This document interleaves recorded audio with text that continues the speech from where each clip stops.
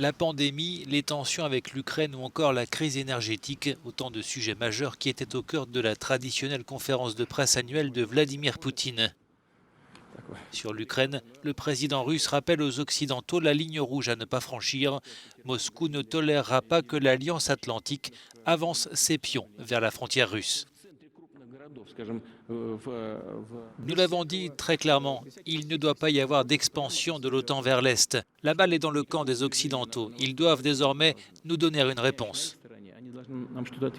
Concernant les tensions énergétiques, alors que les stocks de gaz sont au plus bas en Europe, Vladimir Poutine se dit disposé à augmenter les livraisons vers le continent, mais dans le cadre de nouveaux contrats à long terme pour stabiliser le marché.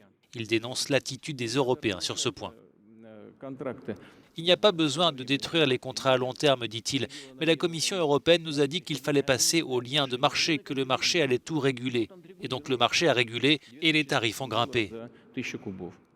Enfin, sur la pandémie, Vladimir Poutine espérait une immunité collective de l'ordre de 80% d'ici le second trimestre. À ce stade, 44% de la population russe est vaccinée. À l'issue de cette conférence de presse, on pourrait arriver à la conclusion que la balle n'est pas dans le camp de la Russie sur de nombreux fronts.